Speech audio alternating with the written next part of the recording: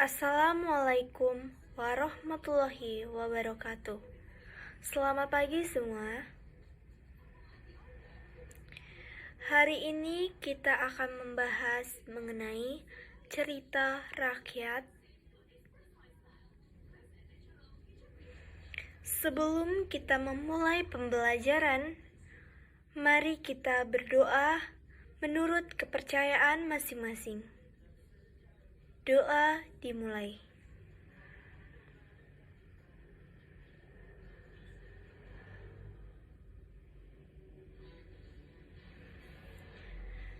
Doa selesai.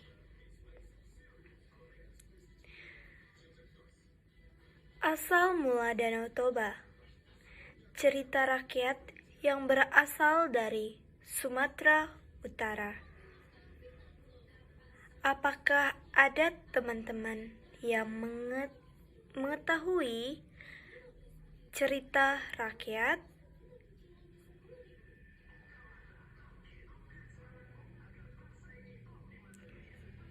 Cerita rakyat ialah cerita yang berkembang di kalangan masyarakat atau dapat disebut sebagai tradisi, di mana cerita tersebut menjadi turun-temurun. Lalu, cerita rakyat ini disebarkan dari mulut ke mulut. Tidak diketahui identitas pengarangnya. Cerita rakyat berpengaruh terhadap kehidupan masyarakat. Cerita tradisi ini biasanya berisi berbagai pesan yang sangat bermanfaat bagi masyarakat pemiliknya. Cerita tradisi ini biasa berisi berbagai pesan yang bermanfaat bagi masyarakat setempatnya.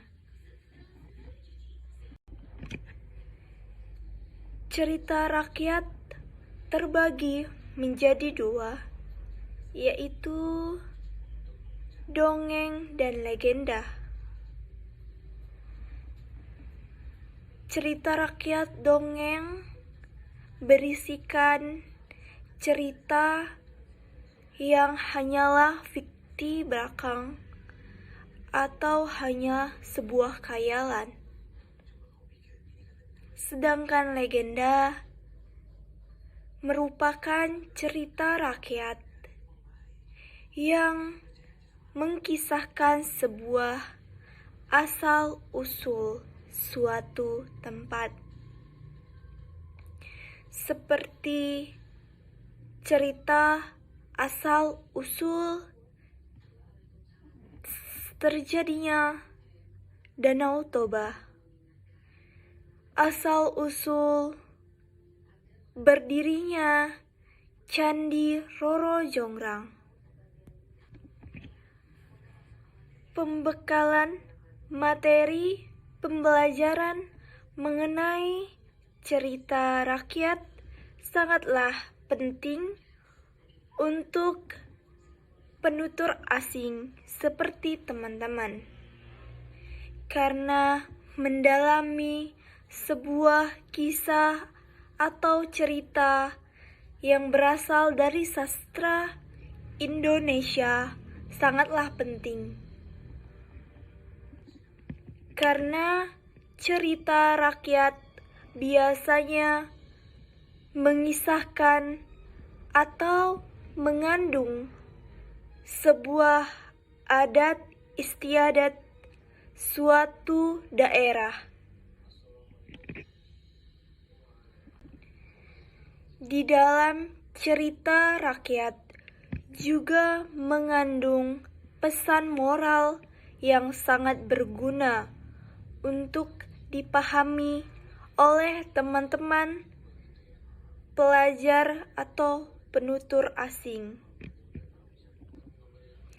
Pesan moral yang terkandung dalam cerita rakyat, terutama yang mengandung hal baik dapat menjadi referensi bagi penutur asing atau menjadi contoh dalam kehidupan sehari-hari,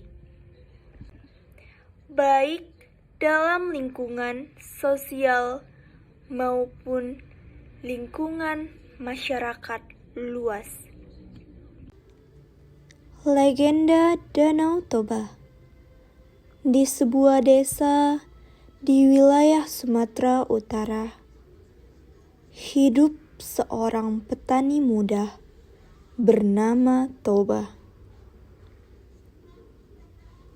Ia sangat rajin bekerja. Walau lahan pertaniannya tidak luas, ia selalu bersemangat untuk mencukupi kebutuhan dari hasil pertaniannya. Sebenarnya, usia sudah cukup untuk menikah, tetapi ia merasa belum menemukan wanita impiannya. Di suatu pagi hari yang cerah, Toba memutuskan untuk melepaskan penat setelah kemarin bekerja seharian. Pemuda itu sangat suka memancing, karena hal tersebut dapat membuatnya tenang sambil beristirahat. Mudah-mudahan hari ini aku mendapat ikan yang besar, gumam Toba dalam hati, sambil menyiapkan alat-alat pancingnya. Ia selalu pergi ke sungai, duduk di tepi dan mulai melemparkan kailnya.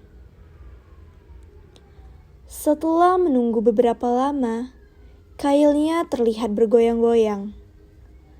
Toba segera menariknya dan bersorak kegirangan saat mengetahui ikan yang dipancingnya berukuran besar. Namun, pemuda itu sedikit heran, sekaligus takjub ketika memperhatikan sisik ikan tersebut. Sisik ikan itu begitu indah, berwarna kuning emas kemerah-merahan. Kedua matanya bulat berkilau, memancarkan kilatan yang menakjubkan. "Ini ikan terindah yang pernah aku lihat," ujarnya Toba kagum. Bagaimana aku memakannya ya?"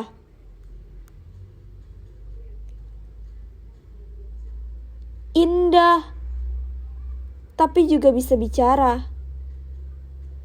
"Hai, siapakah engkau? Apakah kau ajaib? Apakah kau ikan ajaib?" tanya Toba.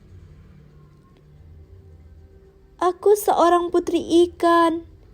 Jangan makan aku. Makan aku, bersedia menjadi istrimu." Lalu ikan tersebut menjatuhkan diri ke tanah dan berubah wujud menjadi seorang gadis yang cantik jelita. Toba menggosok-gosokkan mata tak percaya. "Apakah aku sedang bermimpi?" "Tidak, kau tak sedang bermimpi," jawab putri ikan. "Namaku Putri Inan. Kalau kau tak memakanku, aku akan menjadi istrimu."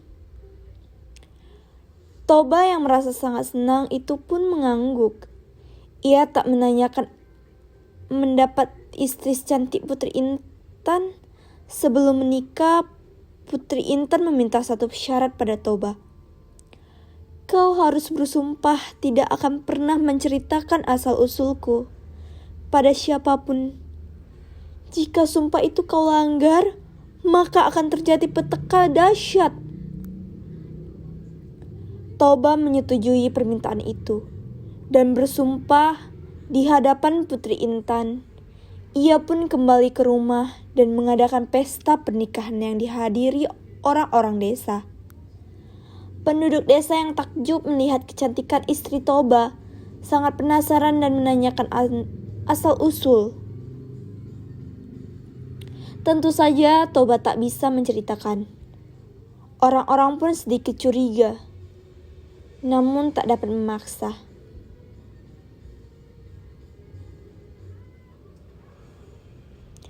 Toba dan Putri Intan hidup bahagia dan tentram sebagai suami istri. Toba semakin giat bekerja untuk mencari nafkah, mengolah sawah, dan berbagai ladang ditekuni dengan ulet olehnya, agar mereka hidup sejahtera dan tak berkekurangan. Tak lama kemudian, kebahagiaan mereka bertambah dengan lahirnya seorang bayi laki-laki. Mereka memberi nama Samosir. Anak itu kemudian tumbuh menjadi seorang anak yang sehat dan kuat. Ia menjadi anak manis, tetapi selalu merasa lapar. Ia makan lebih dari 3 kali sehari, dan porsinya melebihi orang dewasa. Kadang-kadang, makanan yang disediakan ibunya untuk mereka bertiga dihabiskan sendiri. Kadang-kadang hal tersebut membuat ayahnya jengkel.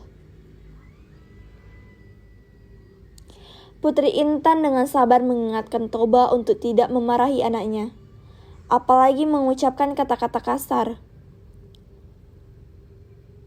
Bagaimanapun dia itu anak kita, dan ia sedang dalam masa pertumbuhan, makanya ia makan banyak, kata Putri Intan.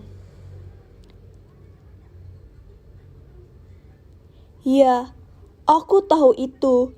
Meski kadang-kadang aku harus menahan lapar karena tidak akan makan tersisa, akibat dihabiskan si Samosir, ucap Toba kepada Putri Intan.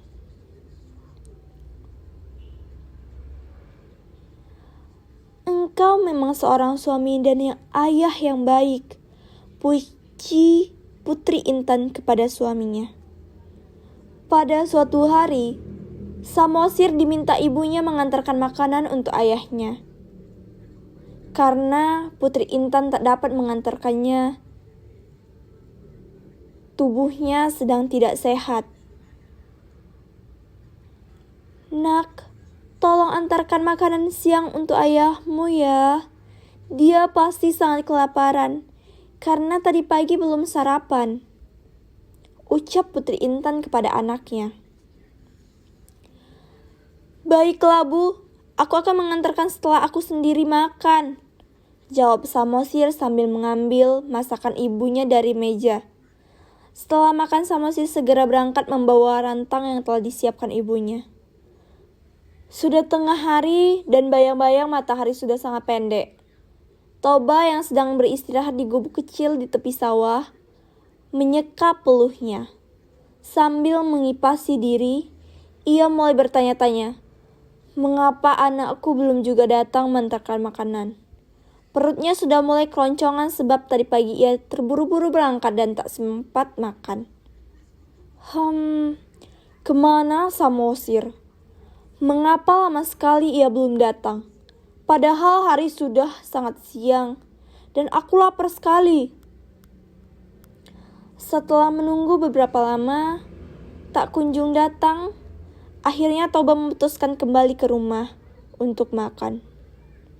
Dalam perjalanan pulang, betapa terkejut ia saat melihat Samosir sedang bermain di lapangan dengan teman-temannya.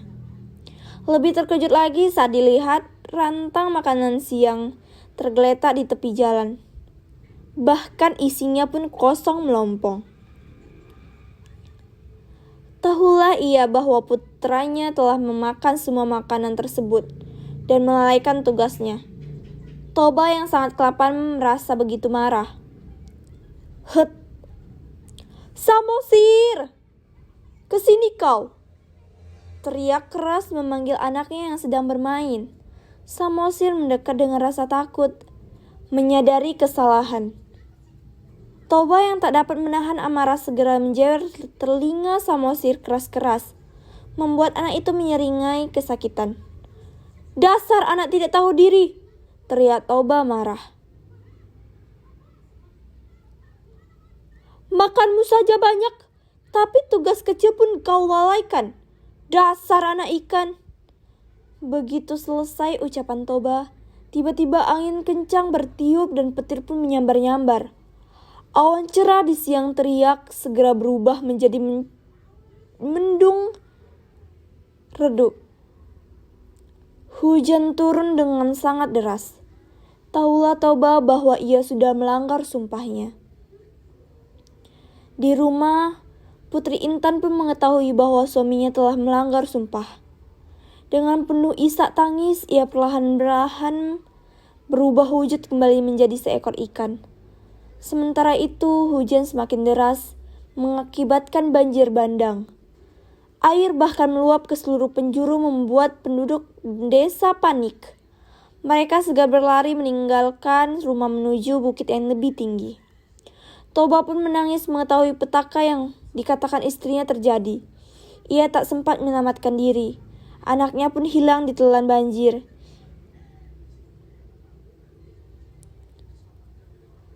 Lalu membentuk danau yang sangat luas, sebuah pulau muncul di tengah danau tersebut.